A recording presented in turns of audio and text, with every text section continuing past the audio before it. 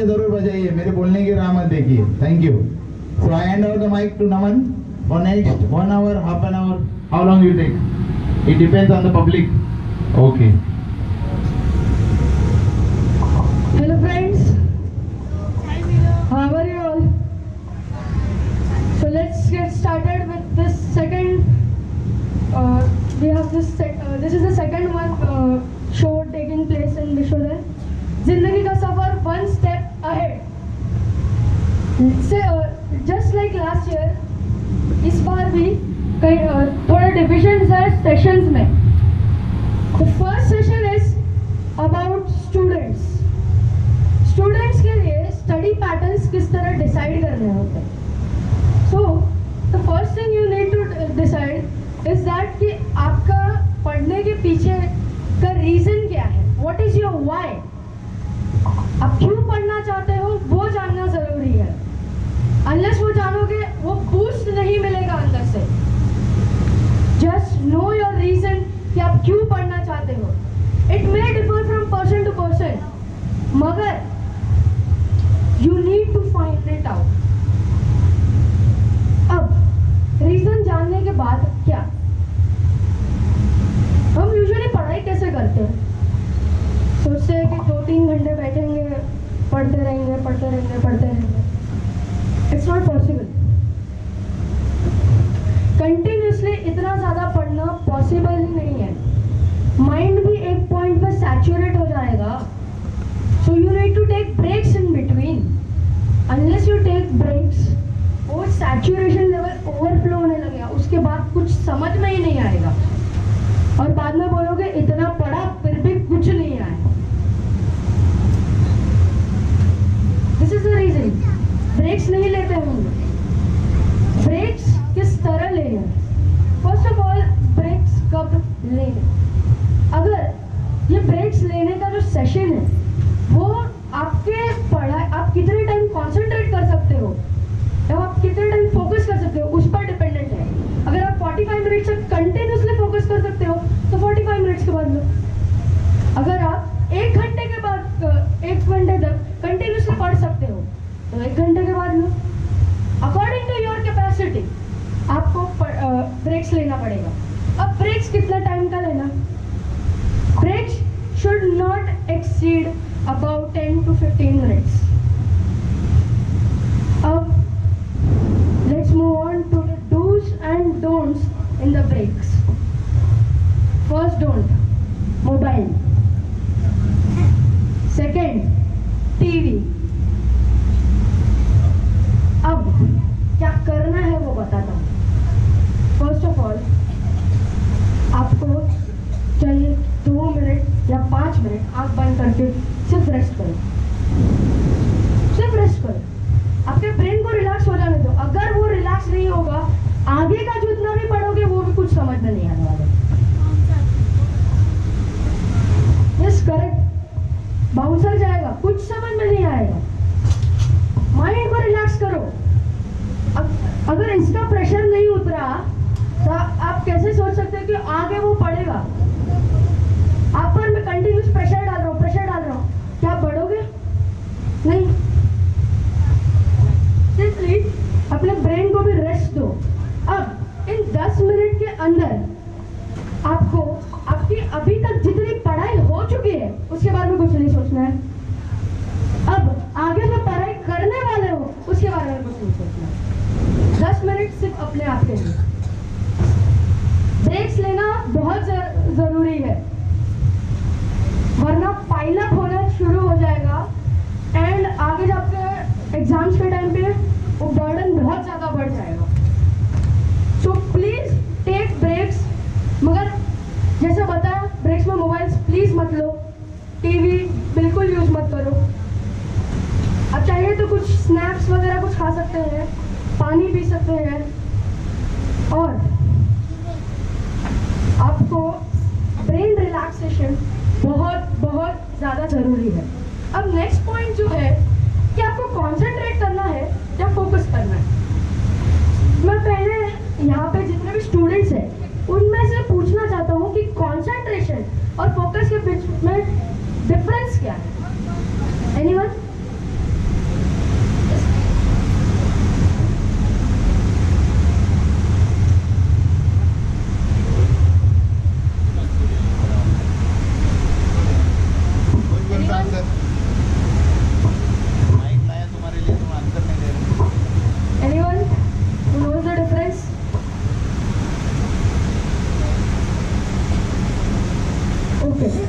सबके लिए क्वेश्चन है, इवन बड़े भी आंसर कर सकते हैं अगर मालूम है तो। बड़े भी आंसर कर।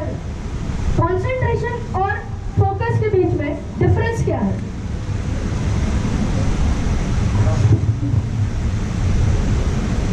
No answer. इसमें सिंपल डिफरेंस ये है कि कंसंट्रेशन के टाइम पे आपके सामने वो बुक रहेगी, लाइन्स दिखेगी, वर्ड्स दिखेंगे, माइंड कहीं और भाग रहा है।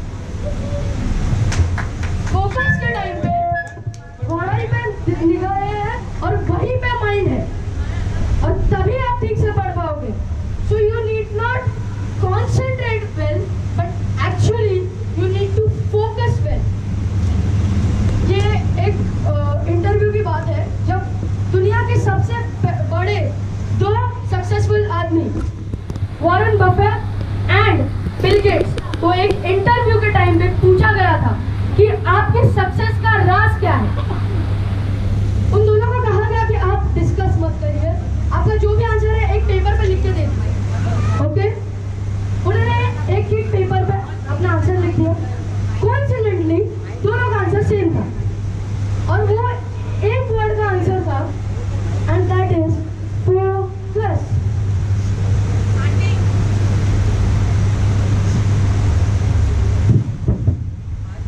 अनलेस आप फोकस नहीं करोगे, मगर फोकस कहाँ करना है? First thing you need to understand, focus कहाँ करना है? प्रॉब्लम्स पर? नो, अपने गोल्स पर। आप कहाँ जाना चाहते हो उसका फोकस करो, क्योंकि जो आप फोकस करोगे वो आपके पास आएगा। क्या आप चाहते हो प्रॉब्लम्स है?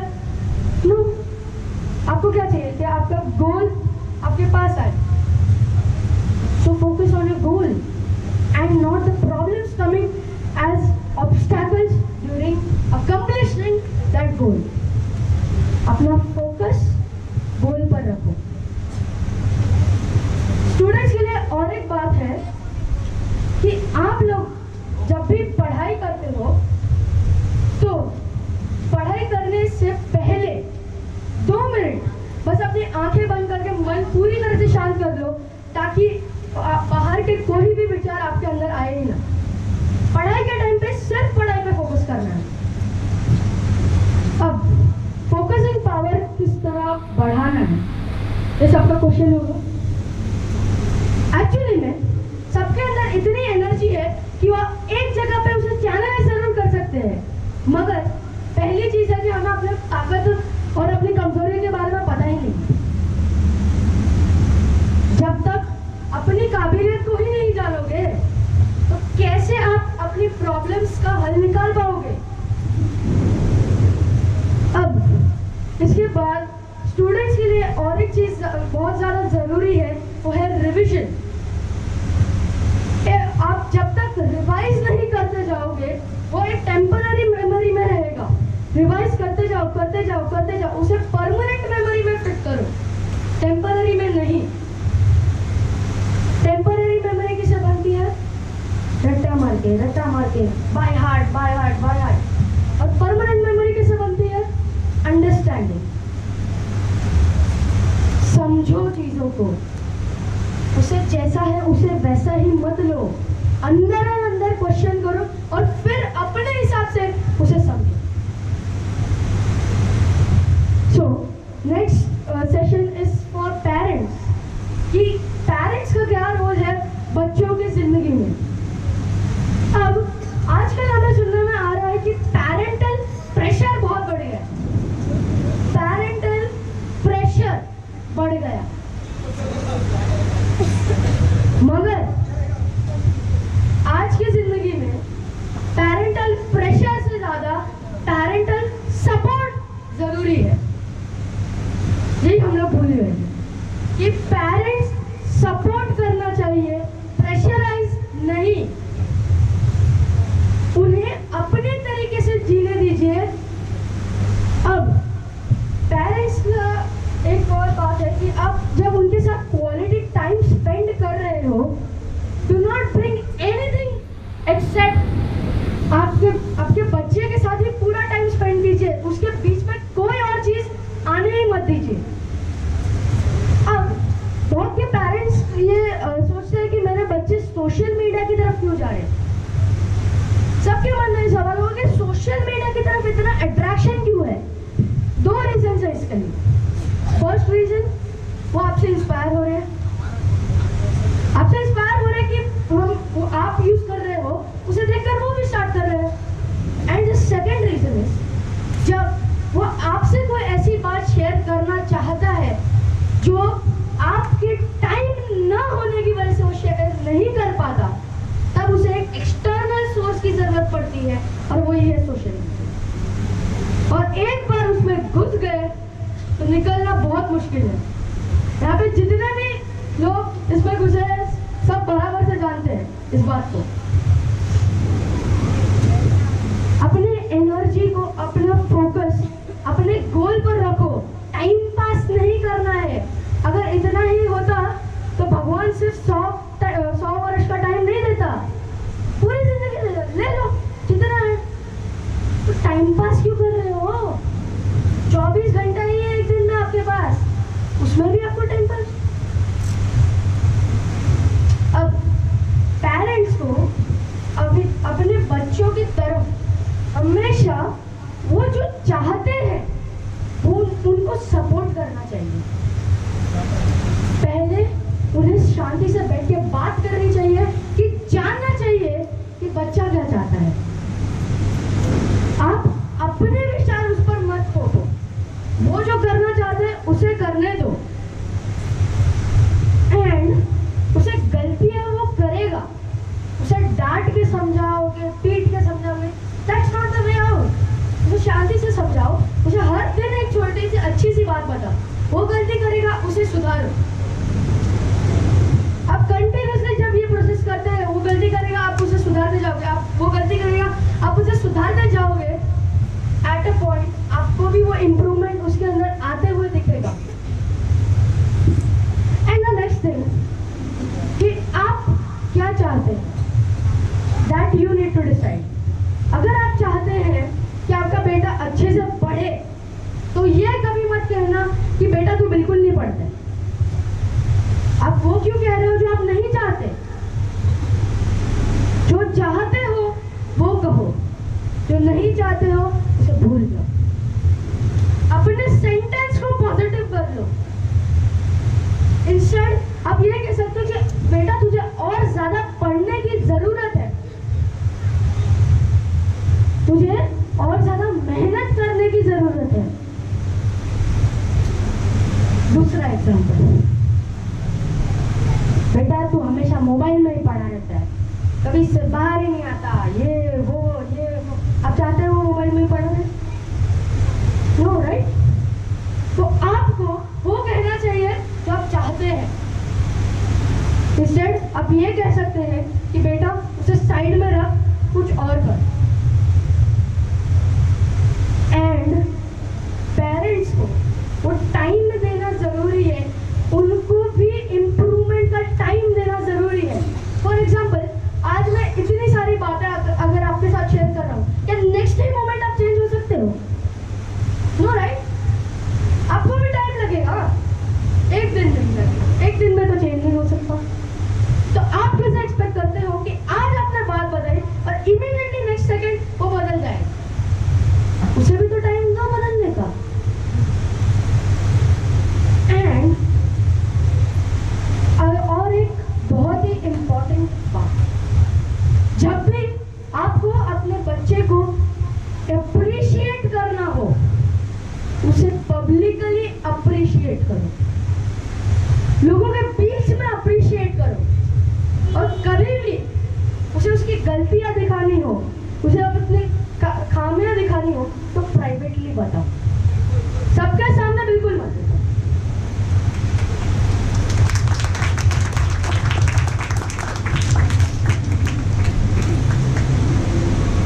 उनको पेशेंस सिखाना बहुत ज्यादा जरूरी है।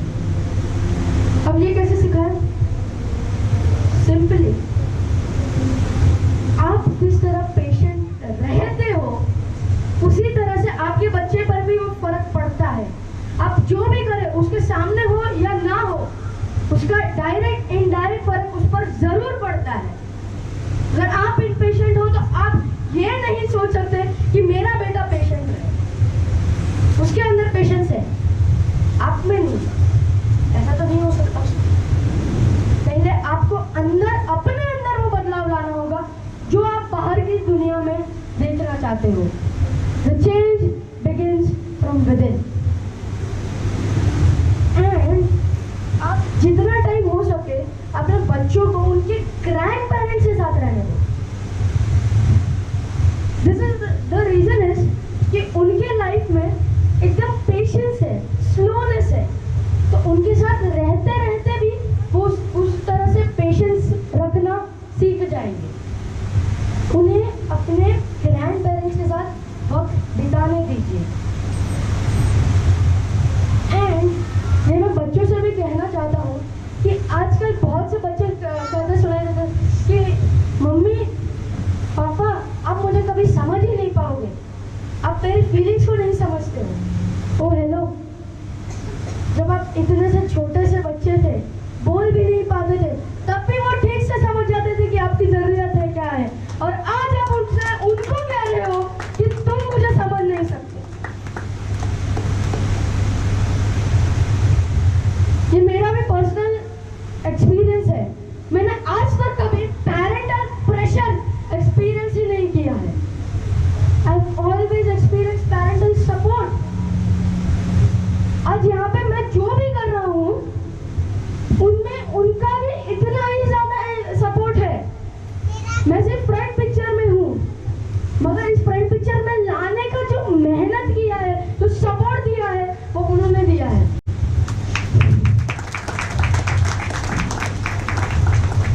तो कभी भी अपने पेरेंट्स को ये मत कहो कि आप मुझे समझ नहीं सकते हो, बिकॉज उनके अलावा आपको कोई और अच्छी तरीके से नहीं समझ सकता।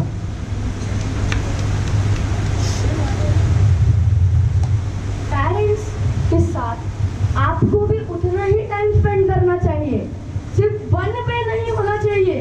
दोनों तरफ से जब एफर्ट्स आएंगे तभी जाकर परमानेंट रिजल्ट मिलेगा, वरना नहीं मिलेगा। एंड आपको भी अपने पेरेंट्स की फीलिंग्स को समझना बहुत ज्यादा जरूरी है। वो जो भी कह रहे हैं वो आपके अच्छे के लिए कह रहे हैं। Always, never a parent will think bad about his or her word. अब आगे बढ़ते हुए मैं बात करना चाहता हूँ कि आजकल पेरेंट्स भी सोशल मीडिया की तरफ बहुत ज्यादा बढ़ रहे हैं। ये क्यों हो रहा है? क्योंकि उनको भी उतना टाइम अपने बच्चों के साथ स्पेंड करने को नहीं मिल रहा है। ये दोनों लिंक्ड है। पेरेंट्स अगर टाइम नहीं दे पाएंगे तो बच्चे सोशल मीडिया में घुस जाएंगे, बच्चे टाइम नहीं देंगे तो पेरेंट्स सोशल मीडिया में घुस जाएंगे। एट द एंड एक घर में होते हुए भी शायद एक दिन तो कभी बात भी ना हुआ एक्सेप्ट फॉर व्हाट्सएप। ये क्या बात है? अपने पेरेंट्स को टाइम देना जरूरी है। आपको भी ये बात समझना बहुत ज्यादा जरूरी है।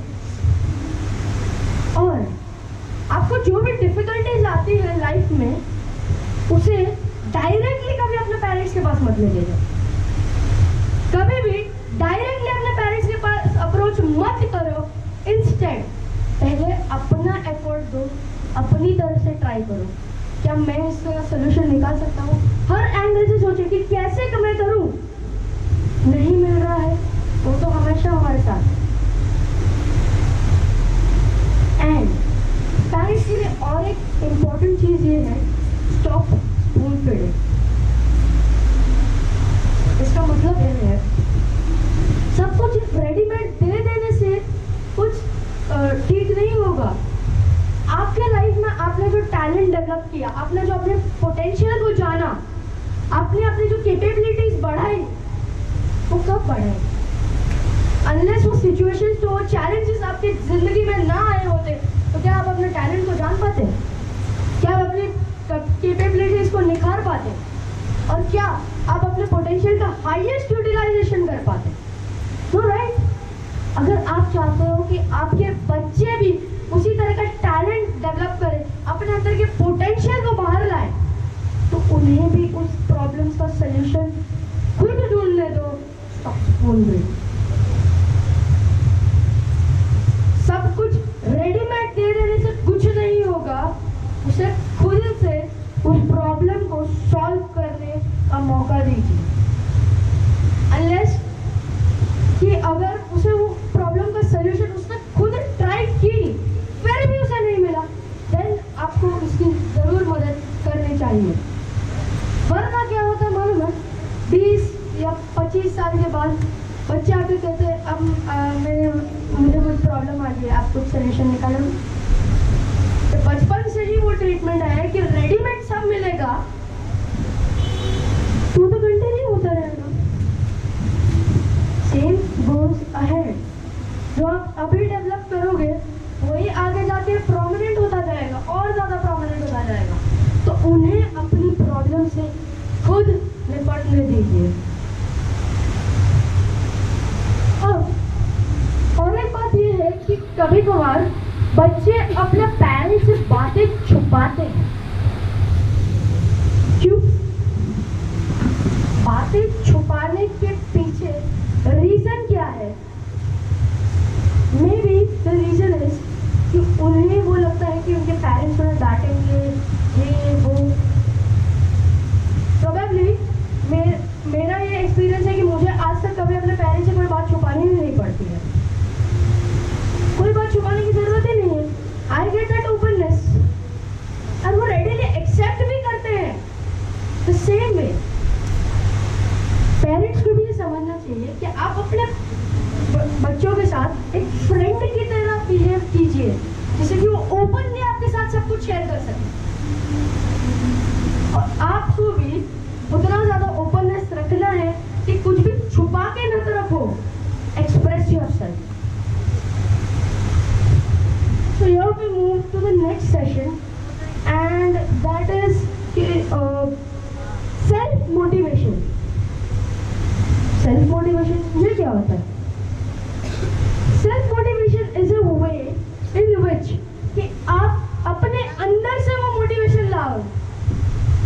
बाहरी तौर से जब तक आपको मोटिवेशन मिलता रहेगा वो टेम्पररी रहेगा, थोड़ा दिन रहेगा। आज मैं भी अगर आपको इतनी सारी बातें बता रहूँगा, उसका इफेक्ट 1 दिन, 2 दिन, 3 दिन, मैक्स टू मैक्स 4 दिन। अंदर से अगर वो आया मोटिवेशन तो लॉन्ग लिव रहेगा, वो तो कांस्टेंट ही रहेगा। अपने अंदर से मोटिवेशन किस तरह लाना, this is one of the biggest challenges.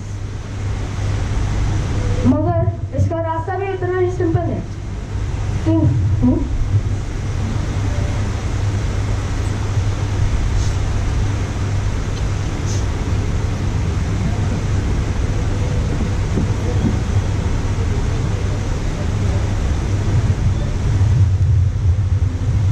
अगर अंदर से ही वो मोटिवेशन आ जाए तो हमेशा के लिए रहेगा।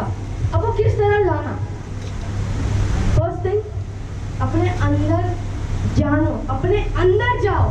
बाहरी दुनिया में कुछ नहीं रखा, अपने अंदर जाओ, अपने टैलेंट को पहचानो, अपनी कैपेबिलिटीज को पहचानो, and that is the biggest motivation. इससे ज्यादा आपके लिए और कोई बड़ा मोटिवेशन नहीं हो सकता। मगर हमारे अंदर पता नहीं वो जो पोटेंशियल, वो टैलेंट है, वो क्यों दब रहा है। इसका सिंपल रीजन ये है कि हम एक्सटर्नल फैक्टर से बहुत ज्यादा इन्फ्लुएंस्ड है। एक्सटर्नल फैक्टर लाइक तू नहीं कर सकता, रहने दे, तेरे से नहीं होएगा, छोड़ दे। और हम इन्फ्लुएंस भी हो जाते हैं और तभी तो प्रॉब्लम स्टार्ट होती है। हम अपने आप को इतना ज्यादा डीमोटिवेट कर देते हैं कि अगर आज मैं इतना ज्यादा खुश हूँ, अगले ही मोमेंट में मैं पूरी तरह से डिप्रेस हो जाऊंगा। इतना ज्यादा डीमोटिवेशन। नो, अगर एक्सटर्नल फैक्टर से इतना ही ज्यादा फर्क पड़ता तो शायद आज जितने भी लोग सक्सेसफुल हुए हैं वो कभी ना हो पाते। उन्हें भी तो किसी ने कभी कभी कहा होगा कि तू नहीं कर पाएगा, रहने दे। चलो इसमें समझाता हूँ। एक बार एक कुआं था, कुआं में बहुत सारे मेंढक थे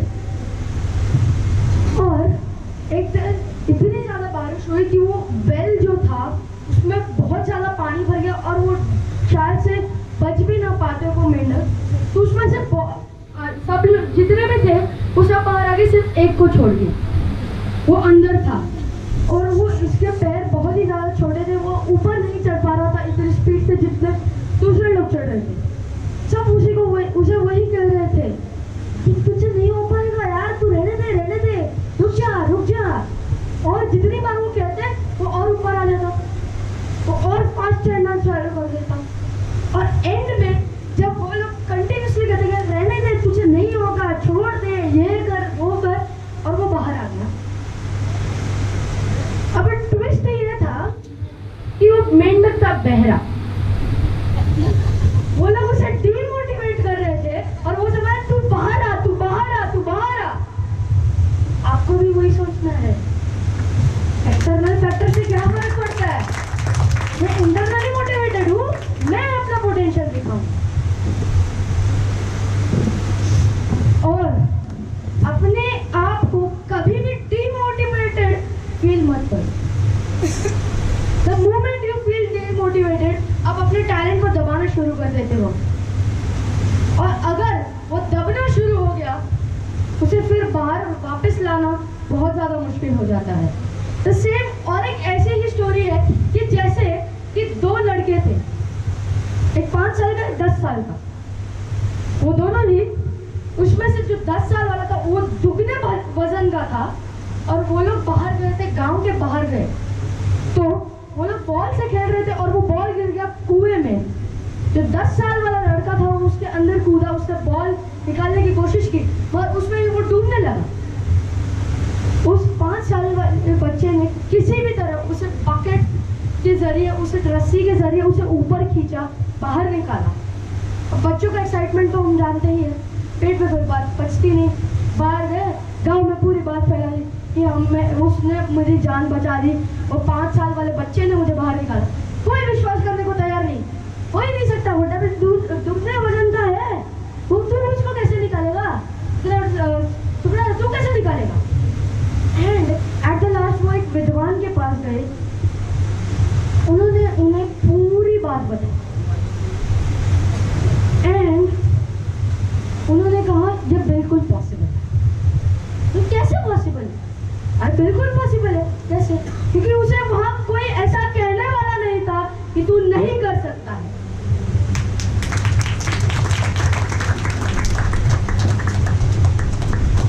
आपको भी वही जरूरत चाहिए। आपको एक्सटर्नल फैक्टर से कोई फर्क नहीं पड़ना चाहिए। अंदर से जो आवाज आ रही है उसको सुनो। अपने अंदर की काबिलियत को बाहर लाओ। Bring back your talent. Bring back the hidden warrior in you. जब हम पैदा हुए थे तो हम पैदा होने के साथ सिर्फ 2 डर के साथ पैदा हुए थे। वो एक डर था हाइट का और दूसरा डर था आवाज का। और जैसे जैसे उम्र बढ़ती गई ये दोनों ही डर गायब होने लगे। बाकी जितने भी डर हमने डेवलप किए हैं वो सब बातें सुनकर, एक्सपीरियंस कर अगर ऐसी कोई भी बात हो, जो भी हम पैदा होने के साथ सिर्फ 2 डर लेके पैदा हुए हैं, उसके अलावा जितने भी डर हैं वो हमने अंदर से डेवलप किए हैं। और अगर आपका बॉडी डर डेवलप कर सकता है तो वो आपका वॉरियर बाहर भी ला सकता है।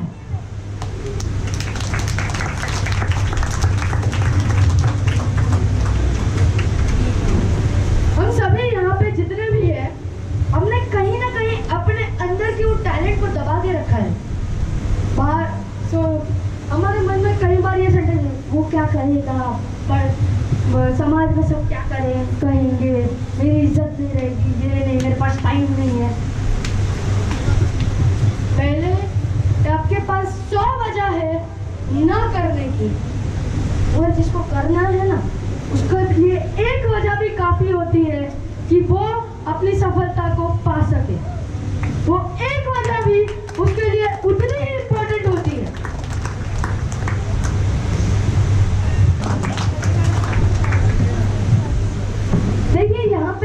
मैं जो भी बातें बता रहा हूँ उसका तब तक कोई मतलब नहीं होगा जब तक आप उसे इम्प्लीमेंट नहीं करते। मैं आपको रास्ता दिखा सकता हूँ, रास्ते पे चलना आपको खुद पड़ेगा। अपने अंदर जो टैलेंट आपने पहचान लिया है उसको पूरी तरह से इस्तेमाल कीजिए। जो आप कर सकते हैं वो शायद इस दुनिया में और कोई नहीं कर सकता। भगवान ने हम सभी के अंदर वो एक क्वालिटी दिया है जिससे हम अब बाकी सब से डिफरेंट हैं।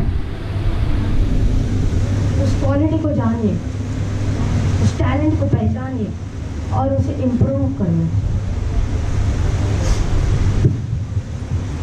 अब ये जो सेल्फ मोटिवेशन है, ये मोटिवेशन जब तक अंदर से वो आवाज नहीं आएगी कि मैं करना चाहता हूँ, और आगे हम लोग के यहाँ पे लाइन है मैं कर नहीं सकता, उस लाइन को इरेज कर दीजिए, हटा दीजिए और सिर्फ याद रखिए उस लाइन को कि मैं करना चाहता हूँ और मैं करूँगा। अपने अंदर हमेशा वो जोश, वो जज्बा बनाए रखिए जो आपको आपकी सफलता की ओर लेकर जाएगा। So here we move to the next session. ये जो next session है ये सबके लिए बहुत ही ज़्यादा important है and that is कि हम अपने लाइफ में कई सारे गोल्स रखते हैं, मगर ये गोल्स किस तरह के होने चाहिए, किस तरह के गोल्स होना ज़्यादा अच्छा होता है। तो मैं उस गोल कैटेगरी को कहता हूँ smart goals. Smart stands for specific, measurable, achievable, realistic and time bound. आप जो भी चाहते हैं उसे पर्टिकुलरली स्पेसिफिक रखिए। फॉर एग्जाम्पल अगर आप घर लेना चाहते हैं, किस तरह का घर लेना चाहते हैं? कहते हैं लग्जरियस घर। लग्जरियस घर में आप क्या चाहते हो? कहते हैं 4 BHK। ओके, उतना सारा स्पेसिफिक आपको रखना है अपने गोल को। And for stands for measurable. आप अपने गोल को मेजर कर सकते हैं, कुछ भी रैंडमली होना पॉसिबल नहीं है। It should be a measurable thing, आप जो भी चाहते हो। Fourth thing is achievable. Achievable किस तरह से कि आजकल कई सारे यंगस्टर्स ये कहते हुए पाए जाते हैं अपने लवर से कि मैं तेरे लिए चांद तारे तोड़ कर लाऊंगा। भगवान से कॉन्ट्रैक्ट साइन किया था। जो आप पा सकते हो वो उसे गोल बनाइए ना, जो नहीं पा सकते that what is not achievable उसे भूल जाइए। Fourth thing is realistic. वो पूरी तरह से रियलिटी से जुड़ा हुआ चाहिए। कि आजकल कभी कभार बच्चे कहते हैं कि मैं सुपरमैन की तरह उड़ना चाहता हूँ, ये वो, रियलिटी से जुड़े होना चाहिए। That is not reality. हमेशा रियलिटी से अपने वक्त से जुड़े रहिए। And the fifth and the most important thing is time bound. अपने गोल के लिए टाइम लिमिट फिक्स करिए। अब टाइम लिमिट कुछ लोग कैसे कहते हैं कि मैं गाड़ी लेना चाहता हूँ, तो कब तक लेगा? 1 महीने में। 1 महीने के बाद मिले। गाड़ी लेना चाहता हूँ, कब? 1 महीने में। वो 1 महीना कभी खत्म ही नहीं होता। उसे एक डेट दे दीजिए, डेट दे दीजिए। ये टाइम जो है वो आपकी किस तरह से मदद करता है अब मैं बताता हूँ। आपको जो गोल है वो सब उसे चांद समझ लीजिए और आप जो है वो रॉकेट है। रॉकेट को उड़ने के लिए जो बूस्ट चाहिए, जो आग चाहिए, वो ये टाइम लिमिट प्रोवाइड करेगा। जो शुरुआत करने में मदद करेगा वो है ये टाइम लिमिट। अपने गोल्स के लिए वो टाइम लिमिट्स सेट कीजिए। अब गोल्स हम सभी के होंगे, मगर उन गोल के सेट करने के पीछे हम सभी का एक इमोशन जुड़ा होता है। And to know that emotion is the most important thing. Unless आप अपने उस गोल को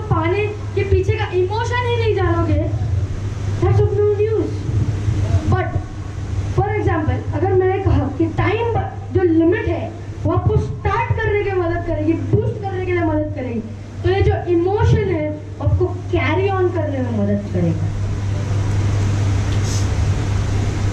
ये जो इमोशन है सबके लिए डिफरेंट हो सकता है। मैं उसे दिखाना चाहता हूँ कि मेरी कैपेबिलिटी क्या है। मैं अपने पेरेंट्स को खुश करना चाहता हूँ। मैं उस चीज़ को किसी भी तरह से पाना चाहता हूँ, क्योंकि जस्ट द थिंग कि दैट इज लग्जरियस, मेरे उसके पीछे का इमोशन जानना बहुत ज़्यादा ज़रूरी है। किसी भी चीज़ के बारे में आपको कोई थॉट आता है और उसके ऊपर आपका एक इमोशन जुड़ जाता है। जब वो थॉट उस इमोशन के साथ जुड़ जाता है तब जाके जो बनता है, and that is known as attraction. Thought plus emotion gives you attraction towards something. हम सभी का यहाँ पे किसी ना किसी तरह के गोल्स होंगे, तो I would like someone to please share your goals.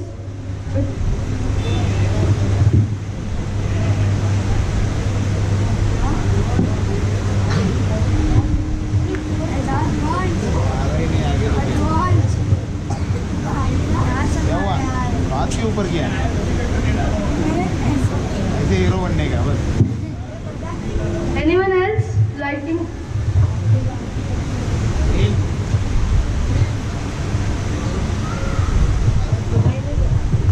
तो सुनाई नहीं देगा।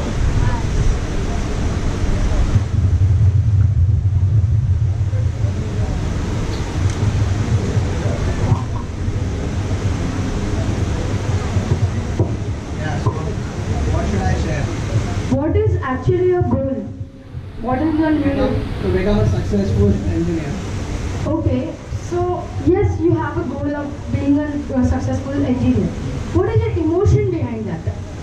Emotion in the sense what? Supporting all. Yes, and supporting. Support. So what is your supporting emotion about that? And if I be a successful engineer, I'll feel happy. I'll get happiness from inside. And I will not give, money will not give me so much happiness as becoming a successful engineer. Thank you for sharing your goal. Anyone else who would like to share your goals?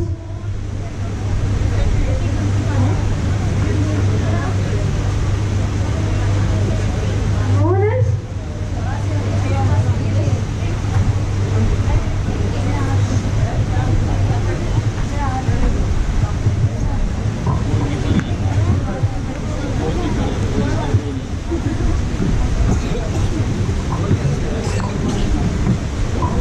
My goal is that my parents become proud of me in future. What is your emotion behind that? Love and respect. Okay, so this is a perfect goal. But till when you need to have that smart goal. According to that, if you want to reframe your goal, what would it be? Proud of me. No, like you told me your goal. So according to the smart goal rule, just reframe your goal and tell it. My parents will be proud of me at every phase of my life. Okay. Thank you for sharing. So this way, we all have our emotions and we need to share it because अगर अब हम लोगों को उन लोगों के साथ share करना है जो हम लोगों को उस गोल को अचीव करने में मदद करें, उन लोगों के साथ अपना गोल शेयर कीजिए जो आपको अपने गोल को आगे बढ़ने के लिए प्रेरणा दे, सपोर्ट दे। अब आप सभी के मन में वो गोल्स पड़े होंगे, इमोशंस होंगे, मगर हम लोगों में से ज़्यादातर लोगों का ये रिएक्शन होता है कि मैं कैसे करूँ या व्हाटएवर, कि मैंने उसके बीच में जो ऑब्स्टैकल्स आ रहे हैं उस पर हमारा ज़्यादा फोकस है कि ये करने जाऊँगा तो ये होगा, मगर उनमें से ज़्यादातर लोग ये भूल जाते हैं कि फोकस हमने गोल पर करना है, उनके बीच में आने वाली प्रॉब्लम पर नहीं। क्योंकि जब आप अपना फोकस अपने गोल पर रखेंगे, जब जब वो प्रॉब्लम्स आएगी आपके अंदर से ही उनके सॉल्यूशंस आ जाएंगे and the solutions will be brilliant. अब प्री प्लानिंग कितना भी कर लो, मगर जब तक वो इमोशन जुड़ा नहीं है, जब तक वो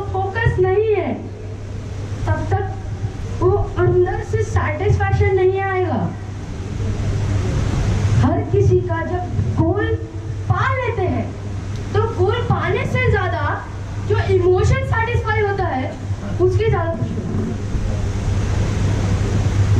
नाउ यहाँ पे कई सारे साइंटिस्ट हैं जो कहते हैं कि there is a universal law which states कि आप जो भी कहेंगे उसकी जो भी फ्रीक्वेंसीज है उन सारे विचारों की फ्रीक्वेंसी यूनिवर्स में छूट रही है।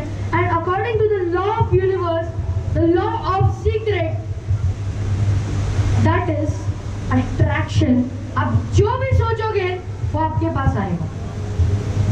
मगर इसके पीछे सबसे बड़ा फंडा क्या है कि वो नहीं, नो, नहीं, ऐसे सब शब्द सुनता ही नहीं। It does not your negations. हम कहते हैं मुझे पार्किंग मिलेगी, नहीं मिलेगी, नहीं सुनेगा। मुझे मैं लेट नहीं होना चाहता, ना निकाल दो, अब पढ़ो।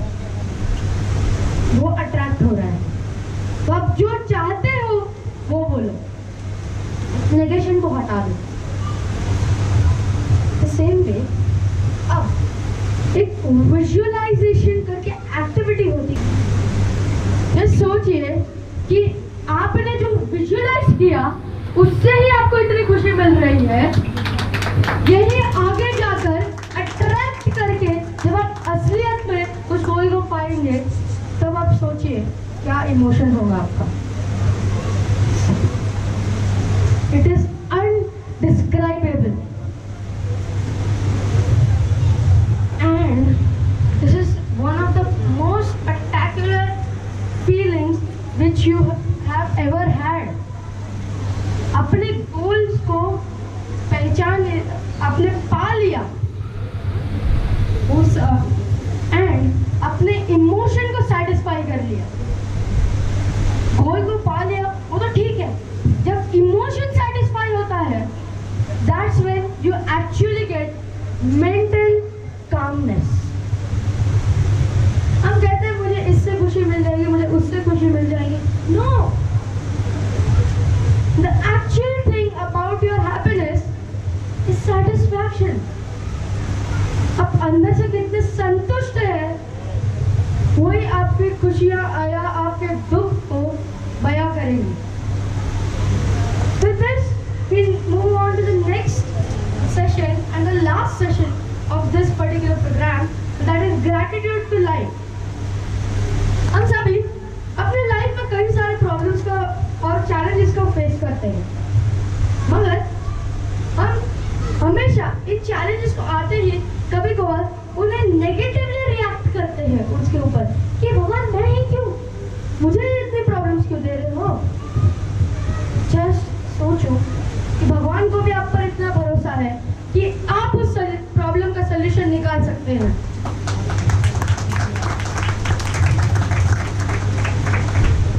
हम लोगों की कॉमन आदत ये है कि हम जो सोचे उस हिसाब से हो तो हम खुश होते हैं, मगर हम जैसा सोचे वैसा ना हो तो दुखी हो जाते हैं। एक्चुअली में होना ये चाहिए कि अगर आप जो चाहो वो हो तो खुश होना है, मगर आप जो चाहो वो ना हो, आपके विचारों अनुसार ना हो तो और ज्यादा खुश हो। क्योंकि अगर आपका प्लानिंग नहीं चल रहा है तो उसका प्लानिंग चल रहा है और उसका प्लानिंग आपके लिए डेफिनेटली बहुत ज्यादा अच्छा है।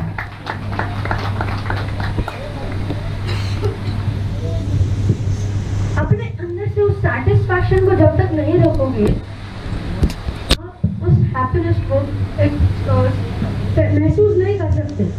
आज अगर किसी बच्चे को पूछे कि बेटे तुम कब खुश होगे तो कहते मैं जब मैं एग्जाम में पास हो जाऊँ। ओके, एग्जाम में पास हो गए, अब तुम खुश हो गए? नहीं, अगर मैं टॉपर होऊंगा तब मैं खुश हो जाऊँ। ओके, तो टॉपर भी बन गया, अब खुश है? नहीं, अब मुझे अच्छी कॉलेज में एडमिशन मिलेगा तो मैं खुश हो जाऊँ।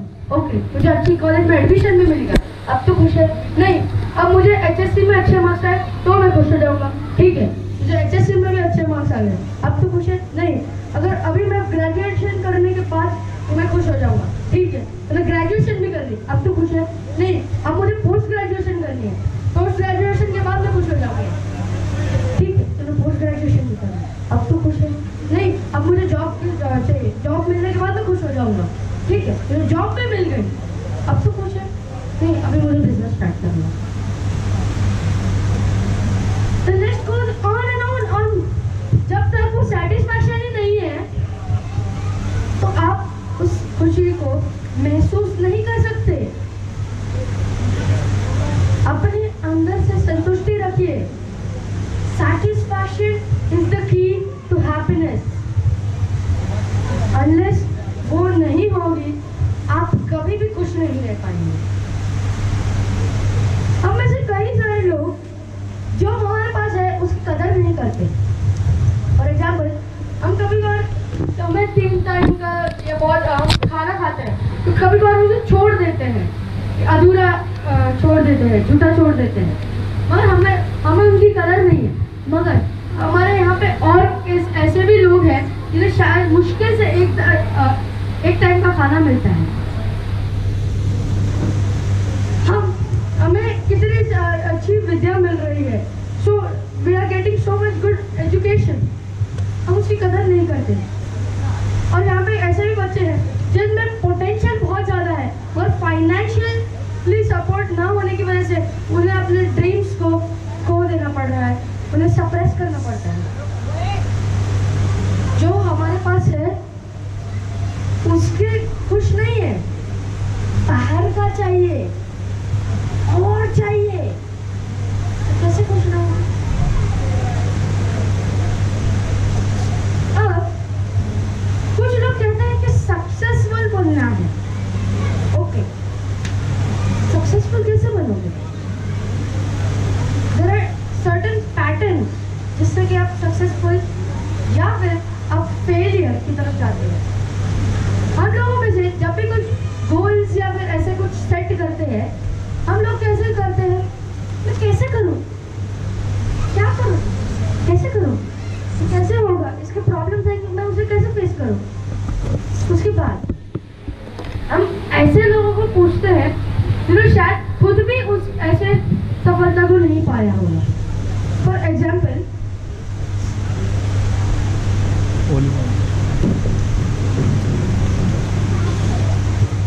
अब अगर मैं आपके सामने ऐसे बैठ के, आप सभी का इस शो में स्वागत है।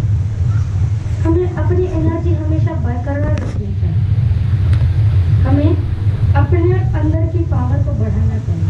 अगर मैं इस तरह बोलूंगा तो आपके अंदर वो एनर्जी आएगा क्या? जब मैं खुद ही एनर्जी लो रहेगा तो मैं कैसे तो अपने दूसरों की एनर्जी हाई करूं? ऐसे लोगों से पूछना चाहिए जिन्हें खुद उस सफलता को पाया हो। और थर्ड स्टेप हम लोग क्या करते हैं, एंड में पूछने के बाद, इतने नेगेटिव रिपोर्ट्स के बाद, अब मैं क्या करूं? This is known as failure pattern. अब मैं बताता हूँ सक्सेस पैटर्न क्या है। सक्सेस पैटर्न फेलियर पैटर्न से पूरी तरह से उल्टा है। फर्स्ट थिंग आपको जानना है आपको क्या करना है। What should be your first question? Next आपको उन लोगों से पूछना है जिन्होंने खुद उस सफलता को पाया है या जो उस स्ट्रीम के बारे में अच्छे से जानते हैं, उसके बारे में अच्छे से नॉलेज रखते हैं। एंड थर्ड स्टेप आपको अपनी स्ट्रैटेजी का इस्तेमाल करके अपने एनालिटिकल स्किल्स से उसे पाना है। This is known as success pattern. This is one of the biggest thing जहाँ पे हम मिस्टेक करते हैं कि हम फेलियर पैटर्न को अपना सक्सेस पैटर्न समझ लेते हैं, बट इट इज नॉट। आपको अपना व्हाट पहले सोचना है कि मैं क्या चाहता हूँ। That should be my first question. Next comes is like उसके बारे में जो क्वेरीज है उन लोगों से पूछनी है।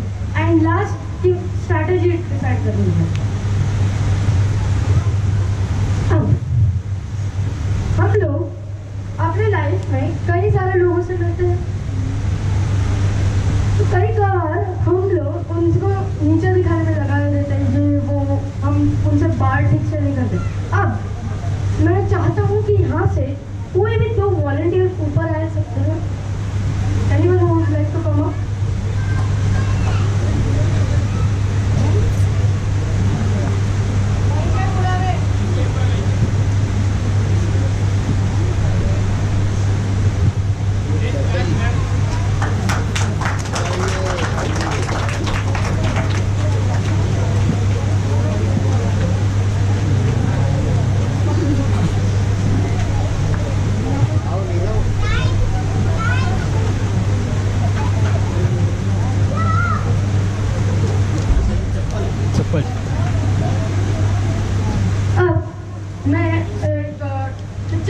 रहा हूँ, इस पिक्चर को समझ लेना कि ये पेंसिल से बना है और इसे तुम्हें छोटा दिखाना है, तो तुम क्या करोगे?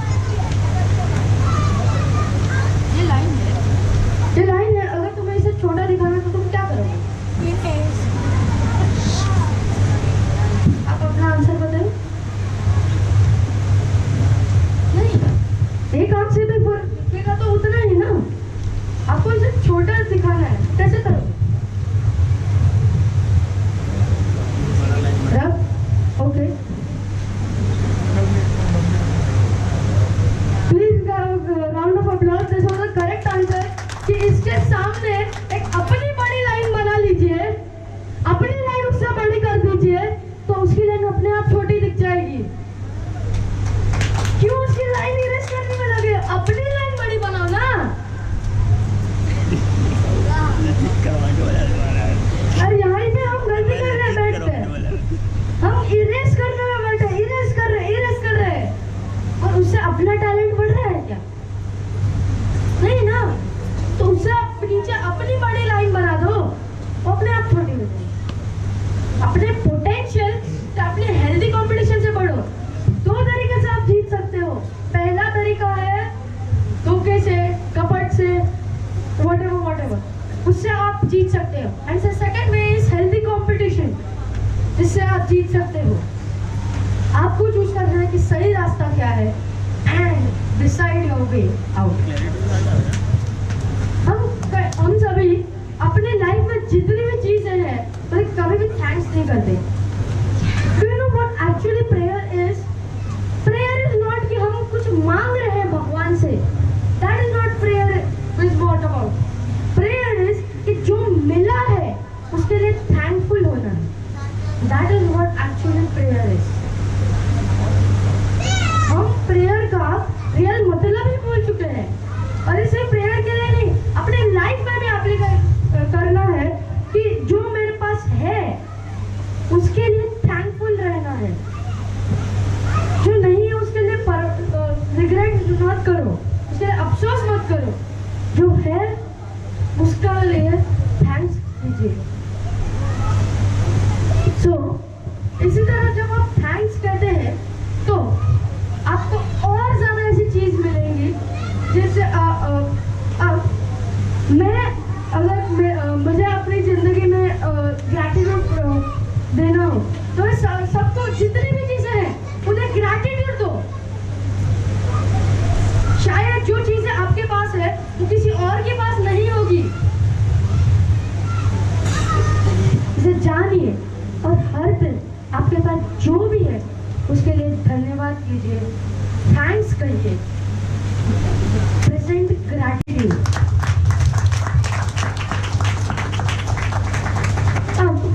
This is the last activity which we are going to do, and this is about gratitude present करके कितना अच्छा लगता है, right?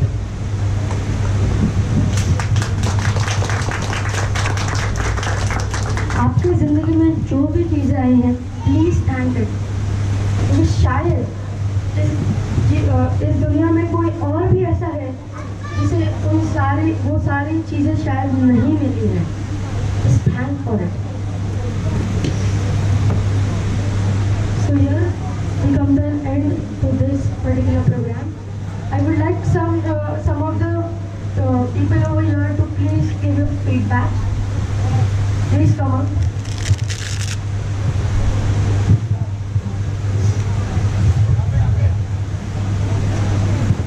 ऑडियंस, इतना फ्री का ज्ञान मिल रहा है, कुछ तो बोलो। लोग पैसा देके जाते हैं सुनने के लिए, आपको तो फ्री में मिला है। Yes, anyone? Rajeshri? Yes. Actually general public में से कोई आता तो मुझे ज़्यादा खुशी होती, but you can come.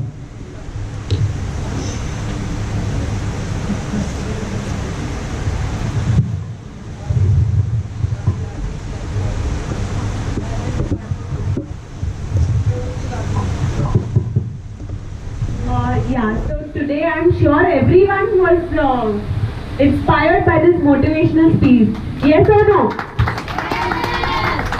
So on behalf of everyone, and in fact if anyone else also wants to come on stage and say, definitely can come. But I am really inspired. I have a big problem in me that I always think negative. Positivity जल्दी से मुझे आती नहीं है until and unless I talk to someone else.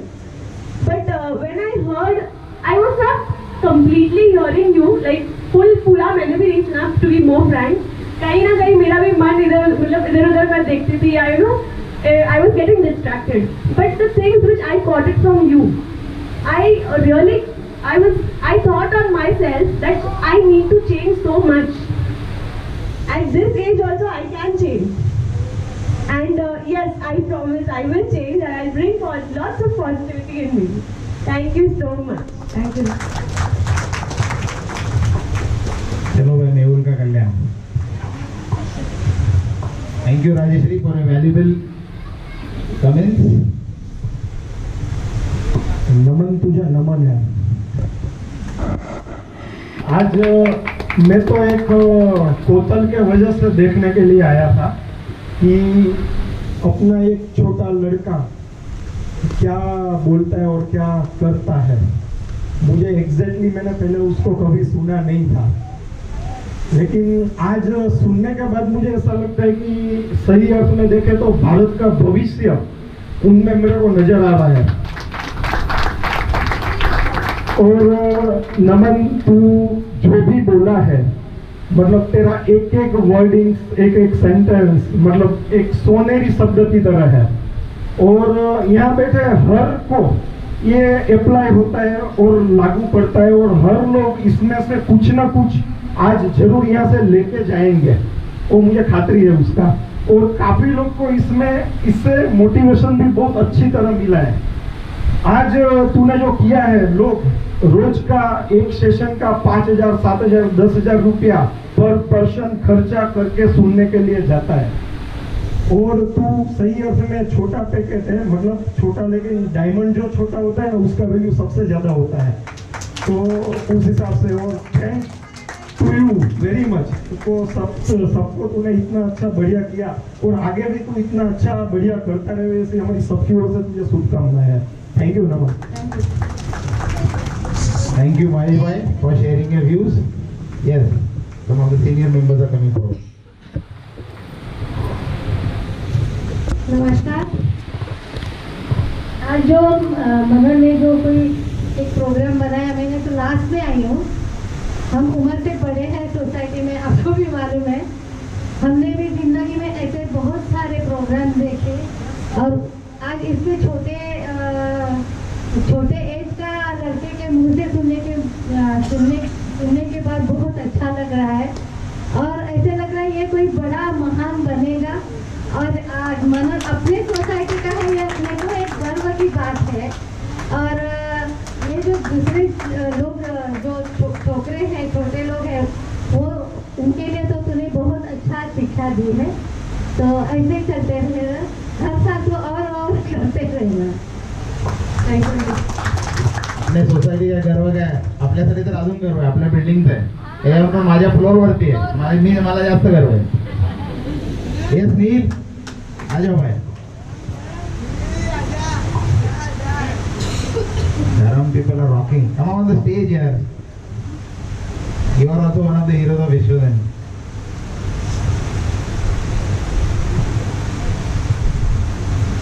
I would like to ask you, when did you start doing this? At what age? Actually, I was about 4 years when my parents actually went for this program, and after that they used to actually daily play that. And from I think about 6 years of age, I have been learning these many things. And yeah, I have seen many of the shows also. So I've gained this knowledge from there, as well as what is the implementation from my side, what I can do, I have applied it. Because when you were speaking, you were sounding like those YouTube that Sandeep Maheshwari, how he speaks. You were sounding like, literally you were sounding like him. And I would also like to tell you that you can start your own YouTube channel. Many views will come, many subscribers also will you will get many subscribers also. I was actually planning to do that, but I think after some time I'll start. Right now I'm having 10. Maybe after some time I'll do start. And please share your secret to speak so much time, non-stop.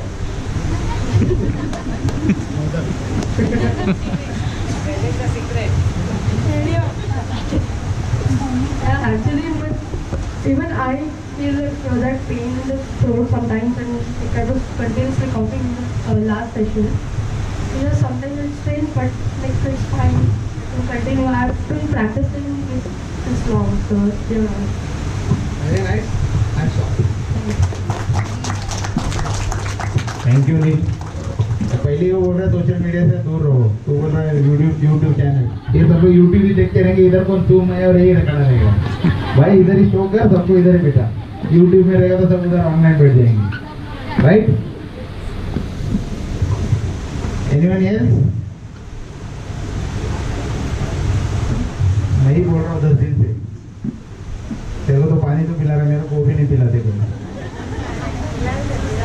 I would like to thank Naman on behalf of all the society members for conducting such an excellent session for 2 consecutive years. अगर दोनों आपने देखा होगा तो आपको ज़्यादा मज़ा आया होगा। कुछ लोगों ने पिछले साल मिस किया होगा, इस बार जिसने देखा है तो शायद उनको ज़्यादा महसूस हो रहा है कि लास्ट ईयर तो और क्या हुआ होगा। जैसे बाहुबली 1 देखने बाहुबली 2 समझ में नहीं आता, वैसे ही इसका मैं पहले दिन से बोल रहा हूँ, जैसे बाहुबली 1 हिट था वैसे बाहुबली 2 भी हिट था, और according to me this was also hit. What do you feel?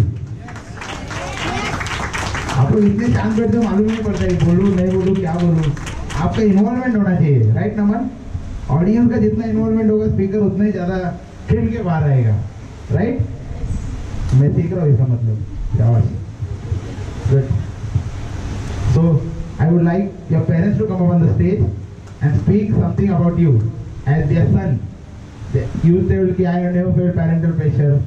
So if they come here and share something, how as Naman as a son, their own son, how is Naman? You would like to know. कि नमन, हम तो नमन को जानते हैं, मैं तो बचपन से जानता हूँ। नमन एक छोटा मोटा गोल मटोले लड़का है, लिफ्ट में आते जाते बात करते हैं, अंकल ये कब होगा, अंकल बीपीएल का मैच कब होगा, ये होगा वो होगा, बर्थडे रहता तो चॉकलेट ला के देता है, दिवाली रहेगा तो मिठाई ला के देता है। लेकिन एज एक बेटा, how he is, as a son how he is, you would like to know from his mom and dad. भाई आइए तो सही, मालूम तो पड़े ये हीरा किस खान से निकला है। Come on, huge round of applause for Mrs. Shah, Santi Bhai Shah and Bhavna Shah. Brother is very shy.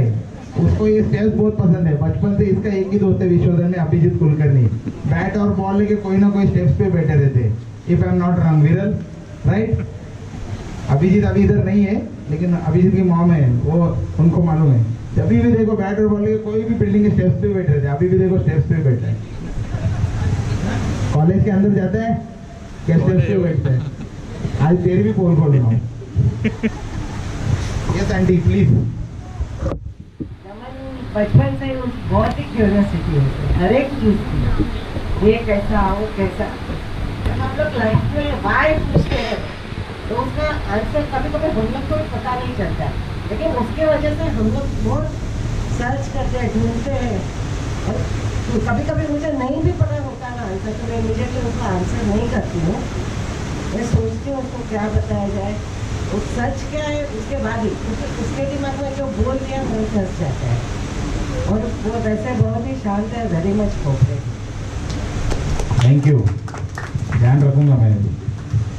Uncle आप भी बोलिए। पहले से बचपन से उसमें एक जात की जिज्ञासा खूब है, तो कुछ भी उसको अलग लगता है तो पूछता है ये क्यों है। अपन वैसे जनरल सोच नहीं सकते ऐसा, मतलब उस टाइप से वो पूछता रहता है कि ये क्यों है, ये कैसे है, मतलब और उसका वो जो मतलब जितना उसकी जिज्ञासा संतोषती है ना, इतना उसमें पावर मतलब बनती है। Thank you. Number of family members are here from Naman family. और भी कुछ लोग बोलना चाहते हैं नमन के बारे में, तो they can come on the stage. Most of around 10 to 15 family members are here.